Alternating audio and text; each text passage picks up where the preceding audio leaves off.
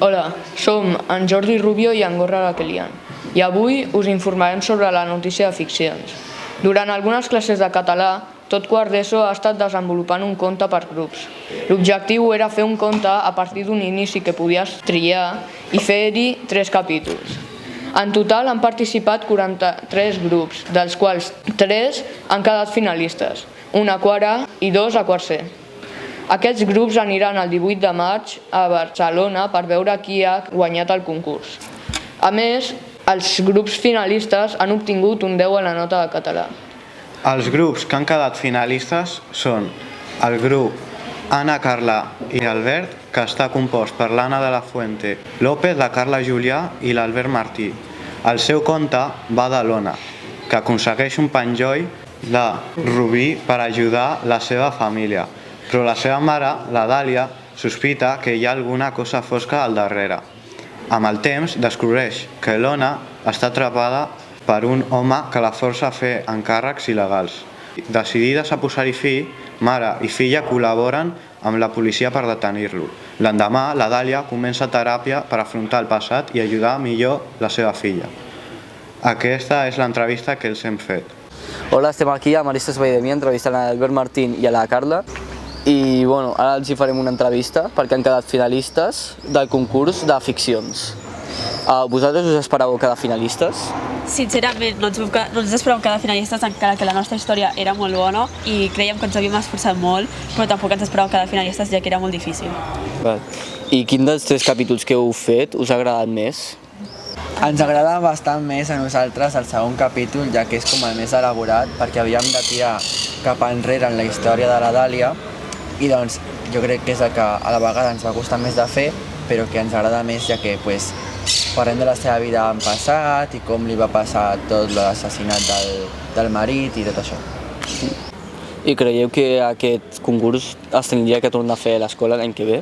Jo crec que sí, perquè és com una manera de que la gent es motivi a escriure. És una manera també diferent de fer classe de català i no és tant teoria, sinó és més pràctica, i a més que hi ha una motivació que és un premi que ens podíem emportar fins a un iPhone, així que jo crec que està bastant bé per això. Doncs moltes gràcies per poder venir aquí i poder-vos fer aquesta entrevista i ja està. De res. D'altra banda, tenim el grup Benojo, format per la Nora Manté, la Berta Tàpies i la Júlia Cebrián. El conte que han creat parla de l'Elisabet, una psicòloga amb una vida aparentment estable. Coneix en Martí, un adolescent orfe amb una ferida invisible. Al llarg de diverses sessions, el noi es mostra distant, fins que a poc revela una tragèdia, la mort del seu millor amic, l'Albert.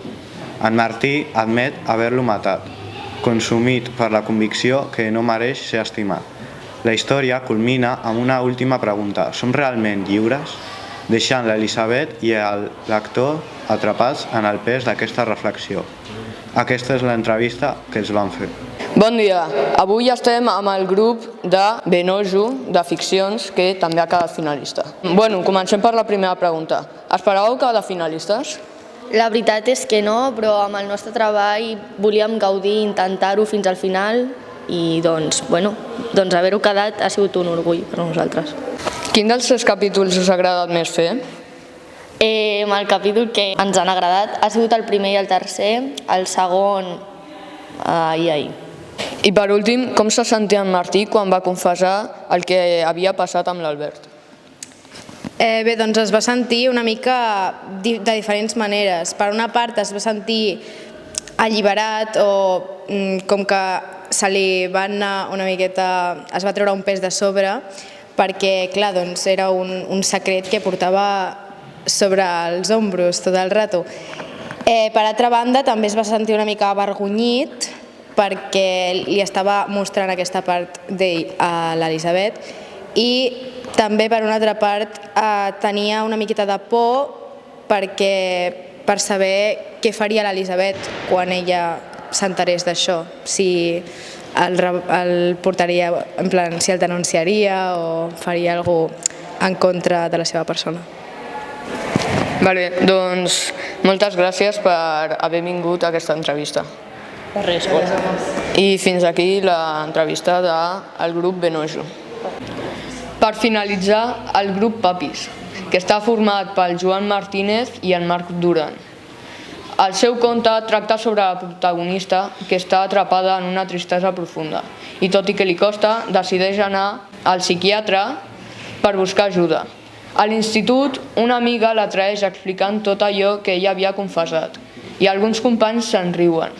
Tot i això, ella troba la força per plantar-los cara i aprèn a valorar-se.